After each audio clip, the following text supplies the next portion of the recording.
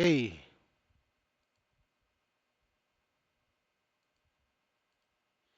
Ah, mayroon naman pong lumabas na balita ano, na si, President BBM daw po ay may colon cancer, ano. Iba talaga ang mga taong ito, wala ng katigil-tigil sa paglalabas ng mga maling impormasyon ano. Ah, alam niyo po nakakasira po 'yan, yung ginagawa niyong ganyan. Lalabas kayo ng mga impormasyon na hindi naman totoo, fake news, ano, disinformation, ano. Hindi po 'yan makakatulong sa atin 'yang mga ganyan. Kung ayaw niyo kay BBM, eh, patapusin niyo na lang siya bago iluklok niyo kung sino ang gusto niyong iluklok. Pero habang siya ang presidente, kasi elected po 'yan, eh, elected ng majority na Pilipino. Baka nakakalimutan po ninyo. Ngayon, ito na naman, nilinaw ni Presidential Communication Undersecretary Claire Castro na walang colon cancer si Pangulong Bongbong Marcos kasunod ang mga tsismis na sa lagay ng presidente. Ah,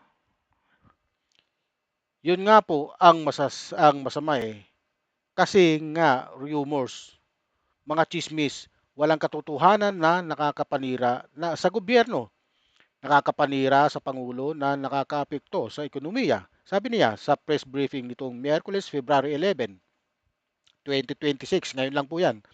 Tinawag din ni Castro na fake news peddler si dating presidential spokesperson Harry Roque dahil sa malisyosong social media post nito kaugnay ang Pangulo nitong Enero, ibinahagi ni Marcos na siya ay nagpagaling dahil sa diverculitis. Maliwanag po. At sa mga fake news peddler na gaya ni Harry Roque, ay magtigil na po kayo sa kaka-release nyo ng mga fake news, ano. Ah, kung gusto nyo na maging presidente si Sara, ay patakbuhin niyo na lang sa 2028 o ikaw Harry Roque, ang maging vice president niya. Kung mananalo ka, eh, hindi ka naman mananalo. Sigurado ako kahit na anong takbuhan mo, hindi ka nga nanalo sa pagkasenador dahil nga kilala ka na ng tao. Eh, ngayon pa, ang dami-dami mong ah, ginagawang kabalbalan sa mundo, no? Oh, andyan yung gumagawa ka ng mga mga fake news, yung mga video na yung pulburonic video, ikaw may kagagawan nun eh. Sa totoo lang, ha?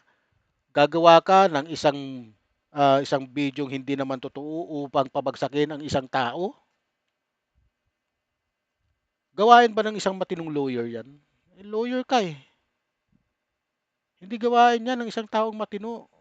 Lalo-lalo na ang isang taong lawyer na kagaya mo, ha? Para kang ano eh, para kayong bayaring tao na tumatanggap lang ng pera kapag inutusan. Oh, para kang gano'n sa totoo lang. Kaya ikaw, Harry Roque, ay itigil-tigil mo rin kaka-release mo, kakagawa mo ng mga fake news, ha? Hindi ka nakaka ah, hindi ka nakakatuwa sa totoo lang. Alam ko naman na talagang desperado ka na kasi nga hindi, unang-una hindi ka makauwi dahil nga may kaso ka rito, tinakbuhan mo yung kaso mo. Oh, kung totoong wala kang kasalanan, dapat hinaharap mo 'yan. Oh, 'di ba? Hinaharap mo 'yan. Alam mo kasi may kasalanan ka. Ngayon, hinihintay mo si Sara maging presidente, hindi magiging presidente 'yan. Sinasabi ko lang sa inyo. 'Yun lang ang gusto niyo maging presidente siya kapag siya nanalo, makakauwi ka. Mababalewala yung kaso mo? Hindi, nakasampa na sa korte 'yun eh. Oh, paano mababalewala 'yan? Ano ba yung mga abogado dito? Abogado ka, marami ring abogado rito um, na nag-file sa'yo ng complaint dahil nga diyan sa ganyan mong ah, dahil nga diyan sa ganyan mong estilo. Oh, Ibang klase, no? Oh, ito po ang tunay na report diyan.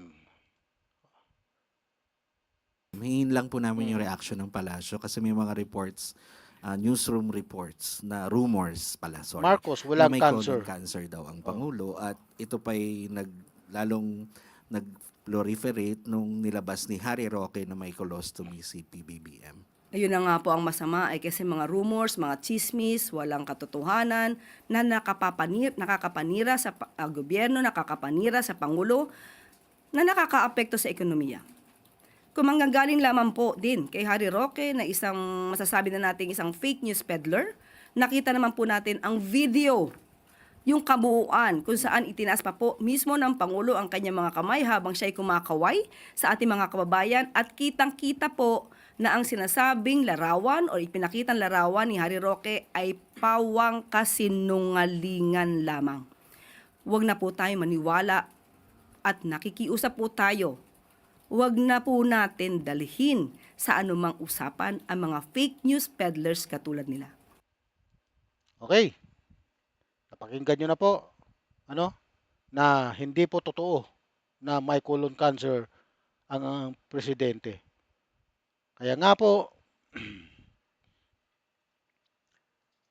tigilan na ang pagpapakalat ng maling impormasyon, nilinaw ng palasyo, ha? Ang tunay na lagayan ng kalusugan ng Pangulong Bongbong Marcos. Ha? Ito po, sa isang briefing ngayon, ngayong Miyerkules lang, February 11, mariing itinanggi ni Presidential Communication Undersecretary Claire Castro ang mga kumakalat na chismis na mayroong colon cancer ang Pangulo. Bago na namang chismis ito. Ha? Ayon kay Castro, ang mga ganitong fake news ay hindi lamang nakakasira sa Pangulo kundi pati na rin sa ating ekonomiya. Oh. Binigyan din niya na diverculitis po, ano? Ang totoong naging kondisyon ni PBBM noong Enero at kasalukuyan na siyang nagpapagaling. Hmm? Tinawag na fake news, peddler, ha? Ang mga nagpakalat, hmm, ng malisyosong post kabilang na si dating spokesperson Harry Roque. Roque. Hmm. Ah, maging mapanuri sa mga nababasa nyo, ano? Online, huwag basta-basta kayo maniniwala, ha, sa chismis, ano? Sa katotohanan lang po tayo dapat maniwala. Yun po ang dapat nating gawing mga Pilipino. Ano? Wala po talagang gagawin yan itong mga DDS, kundi maglabas ng fake news, maglabas ng kasiraan. Akala mo naman mga perpentong tao. Ano? 'Di ba? Kaya po, wag po tayong maniniwala sa fake news. Okay?